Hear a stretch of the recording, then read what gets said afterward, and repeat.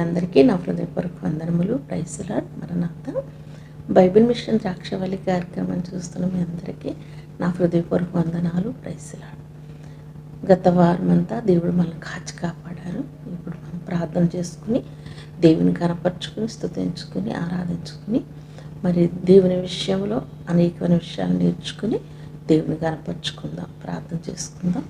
అత్యున్నత సింహాసన మీద ఆసీనుడా, పరిశుద్ధుడు పరిశుద్ధుడని దేవదూతలతో స్తుతింపడుచున్న తండ్రి, మా స్తుతులపైన ఆశీనుల దేవ, మీకు వందనాలు. మమ్మల్ని గత వారం అంతా కాచినందుకు వందనాలు. ప్రభువా, నిన్ను ఇప్పుడు స్తుతించి ఆరాధించుకునే వాక్యం ఇచ్చినందుకు స్తోత్రములు. నాయన, ఈ వాక్యం విప్పుటకు నాకు ఇచ్చిన మంచి మనసును బట్టి స్తోత్రములు. నన్ను నీ పనికి పిలిచినందుకు స్తోత్రములు. ప్రభువా, ఇదిగో నీ వాక్యం విప్పుచుండగా నాతో మాట్లాడమని అడుగుచున్నాను. నీ పరలోకమును నీ వాక్కును విప్పమని అడుగుచున్నాను. ఈ వాక్యం ఇచ్చిన బిడ్డలందరినీ దీవించి ఆశీర్వదించండి. చిన్నలేమి పెద్దలేమి అందరినీ దీవించండి. ప్రభువా తండ్రి, నీ వాక్యం వినిన తోడనే వారి హృదయంలో నీ వెలుగును పంపించండి, ఆశీర్వదించండి. దేవా నాయన, నీవు పిలిచినప్పుడు మేమందరము వచ్చుటకు మమ్మల్ని సిద్ధపరచండి. దేవా నాయన, ఈ వాక్యం ఇప్పుటకు ఇచ్చిన శక్తి బలం బట్టి స్తోత్రములు. కానీ ప్రభువా, మీరు పరలోకం నుండి నీ వాక్కును వినబడనివ్వండి, నీ వాక్యము నాకు అందివ్వండి ప్రభువా.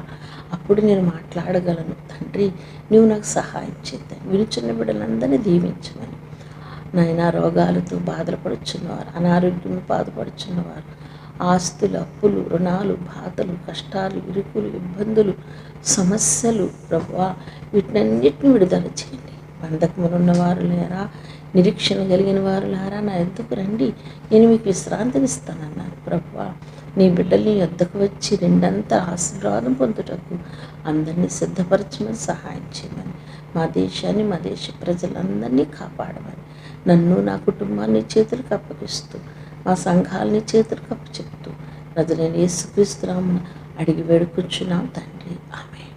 ఆరాధన చేసుకుందాము. తండ్రికి నీ కుమారునికి నీ పరిశుద్ధాత్మకును ఇప్పుడును ఎల్లప్పుడును యుగములు యుగాయుగములు మహిమ ఘనత ప్రభావములు మెండుగా కలుగునుగాక. ఆమేన్. తండ్రికి నీ కుమారునికి నీ పరిశుద్ధాత్మకును ఆదియందును ఇప్పుడును ఎల్లప్పుడును యుగములు యుగాయుగములు మహిమ మహామహిమ ఘనత ప్రభావములు మెండుగా కలుగునుగాక. ఆమేన్. తండ్రికి నీ కుమారునికి నీ పరిశుద్ధాత్మకును ఆదియందును ఇప్పుడును ఎల్లప్పుడును యుగములు యుగాయుగములు మహిమ మహిమ మహామహిమ ఘనత ప్రభావములు మెండుగా కలుగునుగాక. ఆమేన్. ఆమేన్. మనమందరము కూడా దేవుని పాట పాడుకుని దేవుని స్తుతించుకుని ఆరాధించుకుందాం. మరి దేవుడు మనతో ఎట్లు మాట్లాడతాడో, ఎలా మాట్లాడతాడో, మరి ప్రార్థన చేస్తే దేవుడు ఈ ప్రార్థన ఎట్లా వింటాడో మనం చూడగలం. చూడండి, మాకు సమీపంలో ఒక ఆయన, చాలా చిన్నప్పటి నుంచి తెలిసిన ఆయన చనిపోయారు పాపం. ఆయన పేరు లాజరు గారు. ఆయన చక్కటి పాటలు పాడేవాడు, మంచి స్వరము, మంచి వాక్శక్తి కలిగిన వాడు. ఆ వాక్శక్తి కలిగిన వాక్యం ఎక్కడెక్కడ ఏముందో చెప్పగలడు. ఎక్కువ అపోస్తుల గురించి, ఎక్కువ కొరింథీయుల గురించి, ఎక్కువ క్రీస్తు అనే బండం గురించి ఎక్కువ మాట్లాడుతూ ఉండేవాడు. కాసేపు నా దగ్గర కూర్చుని మాట్లాడి వాక్యాన్ని, నాకు తెలియనివన్నీ కూడా చెప్తూ ఉండేవాడు. అట్టి వ్యక్తి ఆయన. దేవుడు ఆయన పరలోకంలోకి చాలా ఏమీ లేకుండా చాలా సులువైన మరణము ఆయనకి ఒక్క నిమిషం పాటు హార్ట్ అటాక్ వచ్చి ప్రభు దగ్గర నిద్రించారు. కానీ ఆయన చిన్నప్పుడు మేమందరం కలిసి సండే స్కూల్కి వెళ్తూ ఉండేవాళ్ళం. అప్పుడు ఈ పాట చాలా బాగా నేర్చి మా కన్నా ముందు నిలబడి పాడుతూ ఉండేవాడు. అప్పుడు మేము కూడా నేర్చుకుంటూ ఉండేవాడు. ఆ పాట ఏంటంటే, నేర్చుకున్నవి ఇది అందరికీ కూడా రావాల్సిన పాట. రేయి పగలు నీ పద సేవే జీవదాయక చేయుట మేలు, చాటిలేని దేవుడ నీవే, నాదు కోట కొండయు నీవే, జిగటమన్నే మానవులంతా పరమ కుమ్మరి ప్రభుడవు నీవే, సృష్టికర్తను మరచి జనులు సృష్టినే పూజింపాదగునా, రేయి పగలు నీ పద సేవే జీవదాయక చేయుట మేలు, చాటిలేని దేవుడ నీవే, నాదు కోట కొండయు నీవే. పరమ ప్రభుడవు ప్రభులకు ప్రభుడవు, పరమ చేచు పదము నీవే. అడుగు జాడల నంచిన హానకు, పరము చేరే ప్రాణము తోడా. రేయి పగలు నీ పద సేవే, జీవదాయక చేయుట మేలు. చాటిలేని దేవుడ నీవే, నాదు కోట కొండయు నీవే. మరి పాట బాగా పాడేవాడు, నాకు కూడా నేర్పించేవాడు. తర్వాత చక్కగా మందిరం ఎప్పుడు విడిచిపెట్టలేదు, చనిపోయే వరకు కూడా మందిరంలోకి వెళ్ళాడు. తర్వాత విజిటింగ్ చేశాడు, రోజంతా విజిటింగ్ చేసి వచ్చి పైన బట్టలు దండి మీద ఉండే తీసుకుని ఉన్నాడు. ఆ టైంలో హార్ట్ నొప్పి వచ్చి ప్రభు దగ్గరికి ప్రభునందు నిద్రించాడు. చాలా వెరీ హ్యాపీ, చాలా సంతోషం. తన ముగింపు చాలా స్వీట్గా ఉంది, తన ముగింపు చాలా అందంగా ఉంది. మనుషుల్లో కొన్ని తప్పులు ఉన్నప్పటికీ దేవుడు క్షమించే దేవుడు, అందరినీ ప్రేమించే దేవుడు ఆయన. నిజంగా ఆ యొక్క మరణం చాలా అద్భుతంగా ఆ లాజర్ని దేవుడు తీసుకుని వెళ్ళాడు. చాలా వెరీ హ్యాపీ, చాలా సంతోషం, ఆనందం అనిపించింది. వెంటనే చనిపోయడం తెలిసిన తర్వాత ఈ పాట నాకు గుర్తొచ్చింది. ఈ పాట మరి నా దగ్గర కూర్చుని అప్పుడప్పుడు వస్తూ ఉండేవాడు, వచ్చి వాక్యాన్ని వివరిస్తూ ఉండేవాడు. అప్పుడు నేను అనుకుని, నువ్వు చనిపోయిన తర్వాత నీ గొంతు నాకు ఇచ్చేయని అడిగేదాన్ని. అలాగేంటి అమ్మగారు అని నవ్వుతుండే ఉండేవాడు. అంత స్వీట్గా, అంత వాక్యాన్ని వివరించగలిగిన సామర్థ్యత కలిగిన వాడు ఈ లాజరు. జానకిపేట ఫస్ట్ ఇల్లే అతనిది.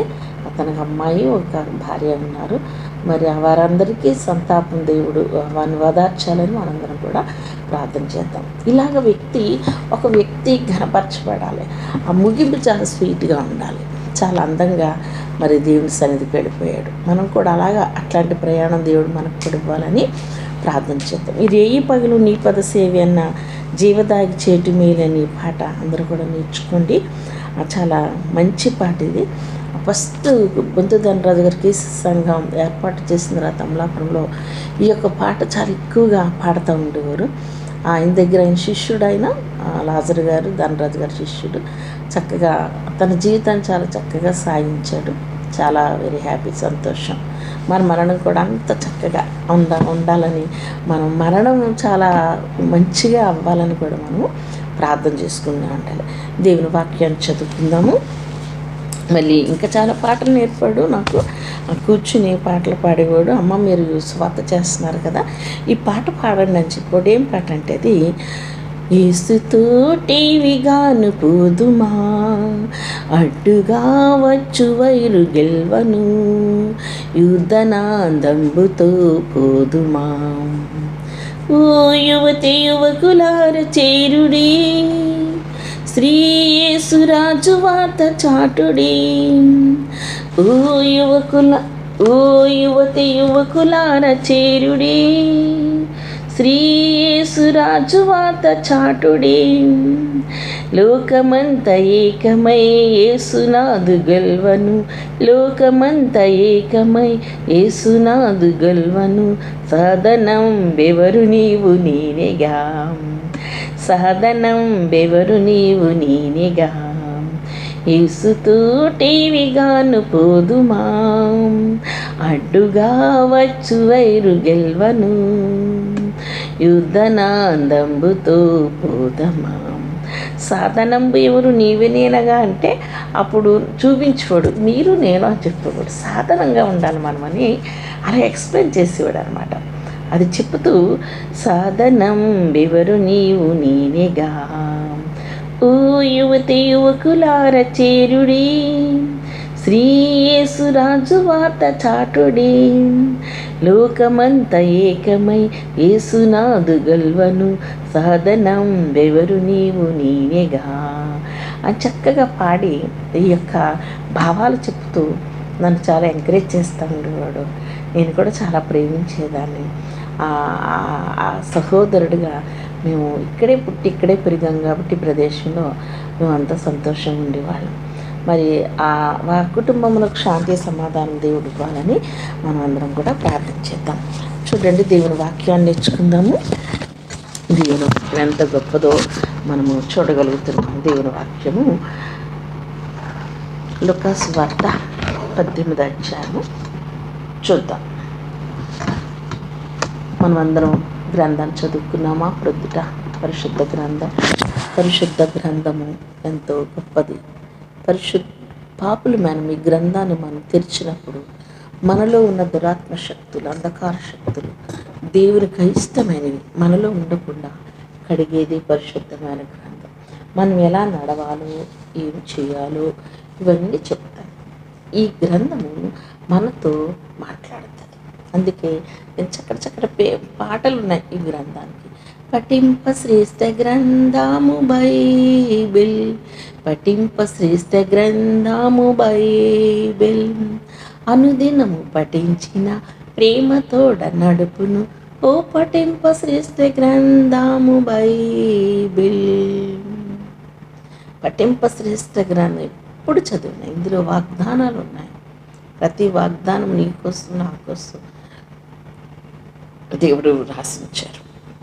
వాగ్దానం ఇచ్చిన వాడు నమ్మదగిన వాడు, అది తప్పక కరెక్ట్గా చేస్తాడు. ఇక్కడ ఒక స్త్రీని మనం చూడబోతున్నాము. చూద్దాం. లూకాసు వార్త 18వ అధ్యాయంలో వారు విసుకకు నిత్యము ప్రార్థన చేయొచ్చుండవలని ఉన్నట మనుషులు లక్ష్యపెట్టకు ఒక న్యాయాధిపతి ఒక పట్టణం ఉండేను. ఆ పట్టణంలో ఒక విధవరాలు ఉండేను. ఆమె అతని ఎదుగు తరచుగా వచ్చుచు ప్రతివాది నాకును న్యాయం తీర్చుమని అడుగుచు వచ్చాను. కానీ అతడు కొంతకాలం ఒప్పుకొని పోయిన తరువాత అతడు, నేను దేవునికి భయపడకు, మనుషులు లక్ష్య పెట్టకుండినను, ఈ విధవరాలను తొందర పెట్టుచున్నది కనుక ఆమె మాటికి వచ్చి గోజాడుకున్నట్లు న్యాయం తీరుతున్న తనలో తాను మరియు అనుకుని, మరియు ప్రభువులు న్యాయస్థుడైన అన్యాయాధిపతి చెప్పిన మాట వినుడి. దేవుడు తాను ఏర్పరచుకున్న వారిని దివారాత్మలను తను గూర్చి మొరపెట్టుచుండగా వారు న్యాయం తెచ్చడా. ఎంత మంచి మాట రాశారు. ఇతను మనుషులు లక్ష్య పెట్టడు, ప్రభువును కూడా లక్ష్య పెట్టడు. అసలు ఇతని లైఫే వేరు. ఇతను చాలా దర్జాగా ఉంటున్నాడు, గొప్పవాడు, ఖ్యాతి కలిగినవాడు, మంచివాడు, ఎవరిని లెక్క చేయడు, తన పని తను చేసుకుంటూ వెళ్ళిపోతాడు. అది దేవుని కూడా లెక్క చేయడు. అలాంటి స్వభావం కలిగిన ఆయనను ఒక విధవరాలు వెళ్ళి మార్చేసింది. ఎంత మంచి మాట. భర్త లేని ఈమె వెళ్ళి అక్కడ అతన్ని మార్చివేసగల శక్తి ఓ చోట ఉంది. అదే ప్రార్థన. ఆ ప్రార్థన పరిస్థితులను మార్చేసింది. ఎవరైనా ప్రార్థన ఎక్కువ చెయ్యాలి, గోజాడాలి, బ్రతిమలాడుకోడు. ఇక్కడ ఏం చేసింది ఈవిడ? మాటికి వెళ్ళింది, మాటికి ప్రభుని వేడుకుంది, మాటికి దేవుడి దగ్గరికి వచ్చేసింది. మాటికి మీరు దేవుడి దగ్గరికి వెళ్ళాలి. ఎన్నిసార్లు వెళ్ళాలంటే దావీదు మహారాజు 7 సార్లు ప్రార్థించేవాడు, దానియేలు 3 సార్లు ప్రార్థించేవాడు. షడ్రక్ మేషక్ అబేద్నెగోలకి ఆ యొక్క అగ్నిగుండంలో పడవేసినప్పటికీ కూడా భయపడకుండా ధైర్యంగా ఉన్నాడు. జరగబోయేది ఆయనకు అన్నీ తెలుసు. అంత మహాజ్ఞాని దానియేలు. జరగబోయేది చెప్పే సమర్థత కలిగిన వాడు, ఆయనకి దేవుడు మాట్లాడేవాడు. అంటే సమర్థత కలిగిన వాడు ప్రార్థన అంత పరిస్థితిని చక్కగా నడుపుకుంటూ వచ్చింది. శత్రువును ఎదుర్కొనే సర్వాంగ కవచమై యుద్ధమునకు సిద్ధ మనసు ఇచ్చుచున్నది, అపవాది వేయుచున్న అగ్నిబాణములను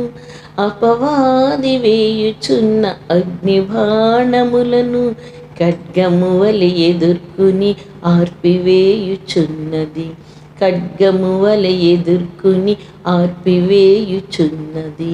నీ వాక్యమే నన్ను బ్రతికించెను, బాధలలో నెమ్మదినిచ్చెను. నిజంగా వాక్యం ఎంత గొప్పదో. వాక్యం మనిషిని నెమ్మదిపరిచి సంతోషపరచగలదు. శత్రు మన ఇంటికి రాకుండా కూడా కాపాడగలదు. ప్రార్థనలో అంత శక్తి ఉన్నది. అందుకే ఈ ప్రార్థన ఎట్లా చేస్తుందో ఈమె కింద భాగంలో మనం చూడగలము. పైన ఏముందంటే మాటి మాటికి వెళ్ళిందట. చూడండి ఇక్కడ వెధవరాలతో చూడండి 4వ అతడు కొంతకాలం ఒప్పుకొనకపోయిన తర్వాత అతడు నేను దేవునికి భయపడకు అసలు ఒప్పుకోలేదంటే ఫస్ట్ న్యాయం తీర్చడానికి ఆమె వచ్చింది పొమ్మన అవతలకి అన్నట్టు గెట్ అవుట్ అన్నట్టుగా మాట్లాడుతుండేవాడు. కొంతకాలం అసలు ఒప్పుకోలేదు న్యాయం తీర్చడం. తరువాత అతడు నేను దేవునికి భయపడకు మనుషులకు లక్ష్య పెట్టకు ఉండి ఈ విధవరాలు నన్ను తొందర పెట్టుచున్నది కనుక ఈమె మాటి మాటికి వచ్చి గోజాడకుండునట్లు ఆమె న్యాయం తీర్తునని తనలో తాను అనుకుని మాటి మాటికి వస్తుంది కాబట్టి మాటి మాటికి రాకుండా ఉండునట్లుగా ఈమెకి నేను న్యాయము తీస్తానని ఎవరితోటి చెప్పకుండా తన మనస్సులో తను అనుకుని తన మనస్సులోనికి ఎవరు వెళ్ళారు? దేవుడు వెళ్ళాడు. హల్లెలూయా.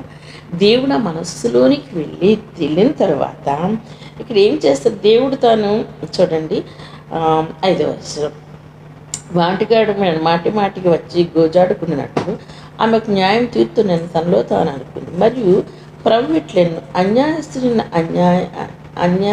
ఆ న్యాయాధిపతి చెప్పినది మాట వినుడి. దేవుడు తాను ఏర్పరచుకుని వారిని దివారాత్రును తన్ను గూర్చి మొరపెట్టుకునుచుండగా వారికి న్యాయం తీర్చడా. తీరుస్తాడు. మన దేవుడు న్యాయాధిపతి, మాట తప్పనివాడు, మారనివాడు, ఆయన న్యాయవంతుడు, దయగలిగినవాడు, జాలి కలిగినవాడు, ప్రేమ కలిగినవాడు, దయామయుడు. ఆయన ప్రేమ లోతు, ఆయన వెడల్పు ప్రేమ, ఆయన ప్రేమను కొలవలేము. అట్టి ప్రేమ కలిగిన దేవుడు ఇక్కడ ఎంత బాగా చెప్తున్నారో చూడండి. చూడండి ఇక్కడ 7వ వచనం దేవుడు తను ఏర్పరచుకున్న వారు దివారాత్మ తను గురించి మొరపెట్టుకుని చుండగా వారికి న్యాయం తీర్చడా. తీరుస్తాడు. ఇక్కడ ఎంత అద్భుతం అంటే ఇక్కడ చక్కటి మాట ఉంది చూడండి. ఏంటంటే దేవుడు తాను ఏర్పరచబడిన వారు మాత్రమే ఇక్కడ ఈ సంఖ్యలు ఈ వాక్యములు ఏర్పరచబడిన వారికి దేవుడు సహాయం చేయటం వస్తున్నాడు. అందుకే ప్రభు చెప్పారు, పిలిచిన వారు అనేక మంది, ఏర్పరచబడిన వారు కొందరే. ఆ కొందరిలో మీరున్నారా? నేనున్నాను. మీరుంటే మీరు ఇట్లాంటి ప్రార్థన చెయ్యండి. నేనున్నాను ప్రభువా, నేను ఏర్పరచబడిన బిడ్డను, నేను నమ్మి బాప్తిస్మం పొంది నీ శరీరం తిని నీ రక్తం త్రాగుచు ప్రార్థన చేస్తూ ఉపవాసములు నీ సన్నిధిలో ఎదుగుచున్న బిడ్డను నీవు నాకు న్యాయం చేయి ప్రభు అని దేవుని నేను చేయాలంట బ్రతిమలాడుకోవాలి, గోజాడాలి. Sir please please please please please please తండ్రి అని దేవునిని గోజాడాలంట, బ్రతిమలాడుకోవాలంటే ఇక్కడ రాయబడింది. చదువుదాం మళ్ళీని. తీర్చుతూ తనలో తాను అనుకున్నట్లు చూడండి, మాటి మాటికి వచ్చి గోజాడకుండునట్లు ఆమెకు న్యాయము తీర్చునని తనలో తాను అనుకుని దేవుడు తనలో తాను అనుకుని ఈరోజు నీకు న్యాయము తీరుస్తాడు. నీవు ఇట్లాంటి ప్రార్థన చేస్తే మాటి మాటికి దావీదు మహారాజు 7 సార్లు తన గదిలోనికి వెళ్ళి ప్రార్థన చేసుకున్నట్టు, దేవుని ఆలయంలో ప్రార్థన చేసుకున్నట్టుగా మనం ప్రార్థన చేస్తే తప్పనిసరిగా దేవుడు కార్యమును జరిగిస్తాడని దేవుని వాక్యం ఈ స్త్రీ ద్వారా మనం తెలుసుకుంటాం. ఇలాంటి ప్రార్థన ఈ విధవరాలు చేసిన ప్రార్థన దేవుడు ఆలకించాడు. ఇంకా ముందు భాగంలో ఉంది, వారు విసుకక నిత్యము ప్రార్థన చేయుచుండవలెను అనుటకు ఆయన వారితో ఉపమానము చెప్పారు. మనం ప్రార్థించడానికి మనం ఎప్పుడు కూడా విసుక్కోకుండా ప్రార్థన చేయాలి. ప్రార్థనకి రిజల్ట్ రాదు కొన్నిసార్లు. ఎందుకు రాదు అంటే మనలో కొన్ని విషయాలు దాచిపడినవి. అవి ఏమిటి అంటే చూద్దామా. యోబు గ్రంథము చక్కగా దేవుడు మనతో మన మాటలు ఎట్లా వింటాడు వ్రాయబడింది. 22వ అధ్యాయము యోబు గ్రంథము 21వ వచనం. ఆయనతో సాహసం చేసిన ఎడల నీకు సమాధానము కలుగును. ఫస్ట్ బ్లెస్సింగ్స్ ఏంటంటే సమాధానము కలుగును కాక. రెండవది అలాగనే నీకు మేలు కలుగును. మేలు కూడా చేస్తాడట. మూడవది ఏంటో చూద్దాం, ఆయన నోటి ఉపదేశము అవలంబించును. దేవుడు చెప్పే మాటలను మనము అవలంబించు. ఆయన మాటలను నీ హృదయములో ఉంచుకును. ఆయన ఇచ్చేది 2 మేళ్ళు అక్కడ రెడీగా రాసేసాడు. 1 సమాధానము, 2 మేలు చేస్తాను. కానీ నీవు చేయవలసింది ఏంటి ఇక్కడ రాస్తున్నాడు. ఆయన మాటలను నీ హృదయంలో ఉంచుకును, సర్వశక్తుని వైపు నువ్వు తిరిగినెడలా. లోకము నుండి వేరయ్యి ఆయన వైపు తిరగాలి. లోకములో ఉండి లోకములోనివి నీలోనికి రాకుండా నీలోనివి లోకములోనికి పంపించాలి. లోకములోని త్వరగా తీసుకోగలము, కానీ ఇలా చెప్పుకున్నారు నీకోసం అలాగా అని తీసుకోగలం. కానీ నీ గురించి వాళ్ళు ఇలా అన్నారంటే దానికి ఒప్పుకోం మనం. వాళ్ళ నీ గురించి ఎప్పుడు కూడా మనం ఏం చేస్తామంటే ఎదట వాళ్ళ గురించి మన ఒపీనియన్, వాళ్ళ ఫ్యామిలీ ఏంటి, వాళ్ళ ఫ్యామిలీలో వాళ్ళు ఎట్లా ఉన్నారు, దాని మీద మనకు కనుదృష్టి ఎక్కువ ఉంటుంది. నో, అది ఉండకూడదు. దేవుని బిడ్డలకి మనము, మన ఫ్యామిలీ, మన కుటుంబం ఎట్లా ఉంది. నోహము తన ఇల్లు కట్టినప్పుడు తన వాడలో కుటుంబంలో ఉన్న బిడ్డల విషయము, ఆ దేవుడు చేయమన్న ఆ యొక్క వాడ విషయమైన ఆలోచించాడు. ఇంక వేరే ఆలోచనస్ ఏమీ లేవు ఆయనకి. అలాగే మనము కూడా మన కుటుంబం వ్యవహారమే చూసుకోవాలి. వేరే వారి వివాహంలో మనకొద్దు. ఈ ఫింగర్స్, ఈ వేళ్ళ 4 ఫింగర్స్ మనకు చూపిస్తాయి. 1 చూపిస్తే 4 మనకు చూపిస్తాయి. అందుకని మనం చాలా జాగ్రత్తగా ఈ లోకంలో నడవలసిన వారమై ఉన్నాము. మనకి జ్ఞానం లేదు, మిడిమిడి జ్ఞానంతో మనం మాట్లాడతాం. కానీ జ్ఞానము కావాలని ప్రభువుని అడిగితే ఆయన సంపూర్ణమైన జ్ఞానం మనకిస్తాడు. అబ్బా, ఎంత జ్ఞానం ఇస్తాడో, ఎంత దయ చూపిస్తాడో ఈ వాక్యాలు వ్రాయబడి ఉన్నవి. చూడండి, ఆయన మాటలు మీ హృదయములు ఉంచుకును, సర్వశక్తుని వైపు నువ్వు తిరిగిన ఎడల, నీ గుడారమును దుర్మార్గమును దూరముగా తొలగించిన ఎడల, ఉన్నవన్నీ కూడా తీసి అవతల పాడేస్తాయి. నీలో ఉన్నవి బయట పాడేసి ఏమేమి ఉన్నాయో నాకు తెలియదు, నీకు మాత్రమే తెలుసు. ఏమున్నాయో బైబిల్లో రాయబడి ఉంది. కొలసీలకు, కొరింథీయులకు రాయబడి ఉంది. ఏముంది? ద్వేషము, పగ, కోపము,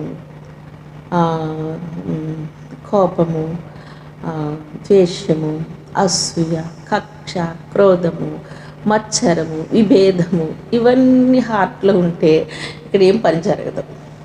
ఈ పని జరగాలంటే ఇవన్నీ కూడా బయటికి పంపించాలి. చిన్నప్పుడు చక్కటి పాట చాలాసార్లు మీ దగ్గర పాడుతూ ఉంటాను. ఈ పాట, నా పాపం దొరలిపోయి, నా పాపం దొరలిపోయి, అది దొరలిపోయే మాయమాయనే. అది మాయమైపోతుంది, మళ్ళీ కనిపించదు మనకి. మన పాపం మీద వెతుక్కున్న మన పాపం ఎక్కడ కనబడదు. అది ఎప్పుడో దేవుడు సిలువ రక్తంలో కడిగి పాడేస్తాడు, త్రొక్కి పాడేస్తాడు. ఆ సాతాను కాళ్ళ క్రింద తొక్కి వేశాడు. అది మనకు కనబడదు. మనం వెరీ హ్యాపీ, సంతోషంగా ఉంటాం. మన పాపాలు వెతికిన మనకు కనబడకుండా దేవుడు వాటిని మటుమాయం చేసేస్తాడు. చూడండి, ఇక్కడ సర్వశక్తిని వైపు నువ్వు తిరిగిన ఎడల, నీ గుడారంలో నుండి దుర్మార్గం దూరముగా తొలగించిన ఎడల నీవు అభివృద్ధి పొందు. గుడారము, హృదయం అనే గుడారము. ఇది ఒక గుడారము. అది కంటికి కనబడదు. పైకి మేకప్ చక్కగా ఉంటుంది, చాలా అందంగా ఉన్నట్టు ఉంటుంది, కానీ ఎవ్వరికీ కనబడదు, లోపల ఉంటుంది. అందుకే దేవుడు చెప్పారు, హృదయం అన్నిటికన్నా మోసకరమైన వ్యాధి కలిగినది. ఏమి వ్యాధి అంటే దానికి ఒక గుడ్ నేమ్ ఉంది. ఏమంటే నాకు భయం వేస్తుంది, నవ్వు కూడా వస్తుంది. దానికి ఏంటంటే ఘోరమైన వ్యాధి కలిగినది. అబ్బా, అంటే ఆ యొక్క ఘోరమైన దానికి మందు లేదు. చాలా కష్టం. మానవుడు ఎవడు కూడా మందునివ్వలేడు, కానీ మందు ఆయన దగ్గర ఉంది. అది తన ప్రియకుమారుని పంపించిన పరిశుద్ధమైన రక్తము, మన పాపములు కడిగేసే మందం. యెషయా గ్రంథంలో అంటాడు, గుగ్గులము లేదా, ఇక్కడ ఏమిటి, బాగు చేయడానికి వైద్యుడు లేడా? ఎస్, వైద్యుడు ఉన్నాడు. వైద్యుడు యేసుక్రీస్తు ప్రభు. గుగ్గులు మన దగ్గరికి వారు రాకపోతే ఆయన కూడా ఏమీ చేయలేడు. ఆయనకి రోగాలు లేకయే ఆయన మనకు ఉచితంగా ఇచ్చేది రక్షణ. ఆ రక్షణలో మనకు వస్తే మనకు దేవుడు గొప్ప కార్యాలు చేస్తాడు. ఇక్కడ చూడండి, సర్వశక్తిని వైపు నువ్వు తిరిగిన ఎడల, నీ గుడారంలోని దుర్మార్గం దూరంగా తొలగించిన ఎడల నీవు అభివృద్ధి. అబ్బా, ఫస్ట్ బ్లెస్సింగ్స్ ఏంటంటే తొలగించండి, నీవు అభివృద్ధి పొందుదు. అభివృద్ధి పొందుతావంట. ఆ వృద్ధి పొంది మరి సర్వశక్తి నీకు అభివృద్ధి పొందుతావంట. ఇంకా చాలా విషయాలు ఇందులో వ్రాయబడి ఉన్నాయి. నీ మార్గము మీద వెలుగు ప్రకాశించును. నీ మార్గం నీవు పడద్రోయబడినప్పుడు నీవు మీద చూచెదవు.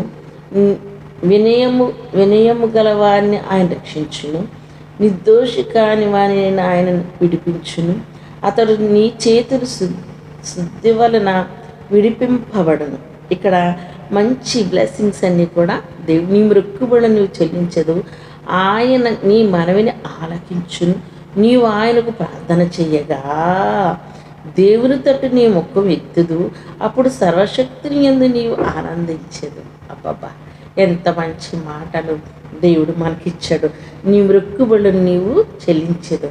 మరియు నీవు దేవునివైన యోచన చేయగా అది దేనినైనాను యోచన చేయగా అది నీకు స్థిరపరచబడదు.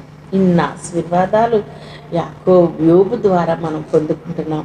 ప్రార్థన ద్వారా ఇన్ని పొందుకుంటున్నాం. ఇలాంటి ప్రార్థనలను మనం చేసుకుని దేవుని వైపు చూద్దాము. దేవుడు ఎంత గొప్పవాడు. ప్రార్థన వినడి పావనడా, నాకు ప్రార్థన నేర్పు. ప్రార్థన నాకు రాదు తండ్రి, నేను ఈ స్త్రీ లాంటి ప్రార్థన నాకు నేర్పు. సుంకరి ప్రార్థన, మరి సుంకరి ప్రార్థన చేసినప్పుడు ఎట్లా చేశాడు, ఆ ప్రార్థనలు మాకు నేర్పు తండ్రి. నాయనా తండ్రి, ప్రార్థన వినడి పావనడా, ప్రార్థన మాకు నేర్పుతంటారు. మనం ప్రార్థన అడిగినప్పుడు దేవుడు తప్పగా మనకి అన్న లాంటి ప్రార్థన నేర్పు. మాకు అన్న ప్రార్థన చేసినప్పుడు బిడ్డనిచ్చావు తండ్రి. అంతేకాదు ప్రభా నాయన, అప్పులు ఉన్నప్పుడు అప్పులతో నిండిపోయి ఎంతో బాధపడుచున్నప్పుడు నాయన, మరి ఆ స్త్రీ నాయన దైవజనుడి దగ్గరికి వెళ్ళినప్పుడు కూడా ఆమె అప్పులన్నీ కూడా నీవు తీర్చేసావు తండ్రి. ఆమె విధవరాలు తండ్రి నాయన. అలాంటి ఆమె ప్రభువా నీ సన్నిధికి వచ్చినప్పుడు ప్రార్థించుకున్నప్పుడు ఆమె అప్పులన్నీ తీర్చేస్తావు కదా నాయన. అలాగే నాకు కూడా సహాయం చేయండి. అనుమానం అడిగినప్పుడు దేవుడు తప్పగా మనకి సహాయం చేస్తాడు. ఆ దైవజనుడు అన్నాడు, అమ్మ నీ కుండలు ఏముందో తీసుకురా అన్నాడు.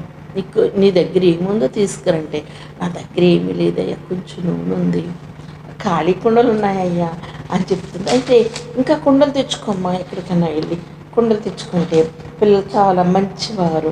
పిల్లలు ఏం చేశారంటే కుండలు తీసుకొచ్చారు. కుండలు తీసుకొచ్చిన తర్వాత దాంట్లో ఆయన ప్రార్థన చేశాడు. ప్రార్థన చేయగానే చక్కగా ఏమి జరిగిందంటే కుండలన్నీ నింపబడినాయి. అమ్మాయి నువ్వు నమ్ముకుని అప్పులు తెచ్చుకున్నాడు. ప్రార్థన అనే నువ్వు మన హృదయంలో ఉన్నప్పుడు తప్పగా దేవుడు కార్యం చేస్తాడు. కార్యం చేయకుండా ఉన్నాడు. అలాంటి ప్రార్థన నేర్చుకుందాం, దేవునితో సాగిపోదాం. దేవుడి మాటలు దీవించి ఆశీర్వదించునుగా. ఆమేన్. చిన్న ప్రార్థన చేసుకుందాం. ప్రార్థన వినడి పావనుడా, ప్రార్థన మాకు నేర్పు. మీ ప్రార్థన మాకు అవసరం. మీరు గెచ్చమనే తోటలో చేసిన ప్రార్థన మాకు దయచేయండి తండ్రి. ప్రార్థన నేర్చుకుంటకు మాకు సహాయం. వెధవరాలు మాటికి వచ్చినట్టు మేము కూడా నీ దగ్గరికి వచ్చిన సహాయం చేయండి నాయనా. నీ దైవజనుడు యోబు శ్రమలలో నాయనా చక్కటి మెసేజ్ మాకు అందించాడు. మీ హృదయంలో ఏముందో దాన్ని తీసేసుకుంటే నేను మిమ్మల్ని దీవిస్తానన్నాడు. ప్రభువా తండ్రి, మీ కొందనాలు. అలాంటి భాగ్యం మాకు ఇచ్చి ఐశ్వర్యం అంతస్తులన్నీ మీ దగ్గర ఉన్నాయి. మీరు మాకు ఇస్తారని నమ్ముతూ విశ్వసిస్తూ ఈ వాక్యమును బట్టి మేము ఎదుగుటకు సహాయం చేయమని నజరేయుడైన యేసు నామమున అడిగి వేడుకుంటున్నాం తండ్రి. ఆమేన్. ఆమేన్. ఈ మాటలు దేవుడు దీవించునుగాక. బైబిల్ మిషన్ ద్రాక్షవల్లి కార్యక్రమం చూస్తున్న మీ అందరికీ నా నిండు హృదయపూర్వకమైన మరణాత.